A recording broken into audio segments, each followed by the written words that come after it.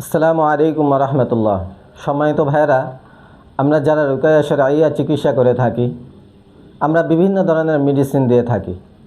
যেমন কোরআনুল কারীম তেলাওয়াত করতে বলি, হাদিসে বর্ণিত দোয়া পাঠ করতে বলি, বা কোনো তেলাওয়াতের অডিও শুনতে বলি, অথবা পানি পরে দেই, তেল পরে দেই, অথবা কেউ কেউ কাগজে লেখে কোরআনের আয়াত দেই, যেটাকে সমাজে তাবিজ হিসাবে চিনে।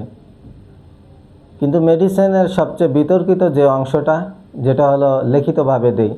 অনেকে কোরআন এক এক কিছুর মধ্যে প্লেটে লিখে দেই, কাগজে লিখে দেই, বিভিন্নভাবে ব্যবহার করতে বলি। এই বিষয়টা নিয়ে আমরা অনেক দ্বিধাদ্বন্দ্বে পড়ে যাই যে বিষয়টা কতটুকু কী। হুজুর সাল্লাল্লাহু আলাইহি ওয়াসাল্লাম উম্মতের কাছে কোরআনুল কারীমকে রেখে গেছেন কয় পদ্ধতিতে? দুইটা পদ্ধতিতে। যেমন মুখস্থ আকারে, যেমন সাহাবায়ে কেরামের মাঝে অসংখ্য হাফেজ সাহাবী ছিলেন যারা কোরআনুল কারীমকে সংরক্ষণ করেছেন মুখস্থ করার মাধ্যমে।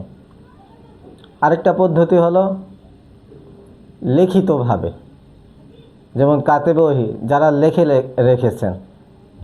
তাহলে আমরা বুঝতে পারলাম কোরআনুল কারীমকে দুইভাবে রেখে গেছেন। পঠিতভাবে, যেটা জবানে পাঠ করে কি করছি, মুখস্থ করছি, জবানে পাঠ করি, এইভাবে মানুষের মুখে মুখে সংরক্ষণ রয়েছে। আরেকটা হলো লিখিতভাবে, কাতেবে ওহীরা লিখে রেখেছেন, পরবর্তীতে আবু বকর রাদিয়াল্লাহু তাআলা আনহু এর জামানায়, এর খেলাফতকালে এটা ভলিউম আকারে একত্রিত করা হয়েছে। আর কোরআনের একটা আয়াত আছে, ওয়ানুনাজ্জিলু মিনাল কুরআনি মা হুয়া শিফা। মা হুয়া শিফা মানে কোরআনে যত শব্দ আছে, আয়াত আছে, বাক্য আছে, সব কিছুর মধ্যেই শেফা আছে। মা এমন একটা শব্দ, এটা যারা আমরা উসুলুল ফিকহ বুঝি, মা আম্মা হয়েছে।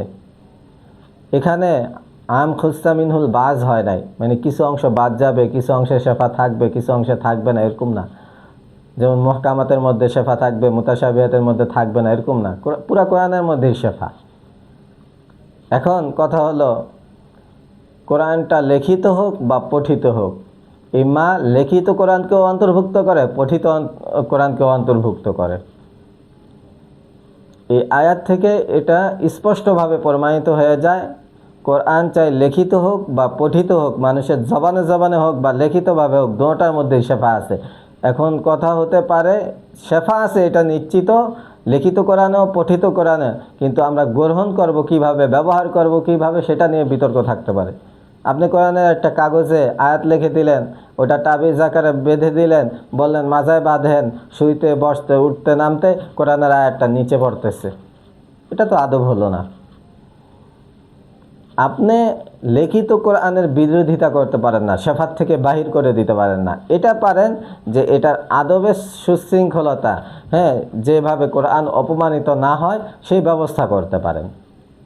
সেভাবে ব্যবহারের যে পদ্ধতিগুলোর মধ্যে কোনোভাবে কোরআন অসম্মানিত হবে না, শরিয়াত বিরোধী হবে না, সেই ব্যবস্থাপনা করতে পারেন। কিন্তু গরাহাভাবে পুরা কোরআনকে আপনি, লিখিত কোরআনকে আপনি কি করে দিলেন, শেফাত থেকে বের করে দিলেন, এটা ঠিক হবে না।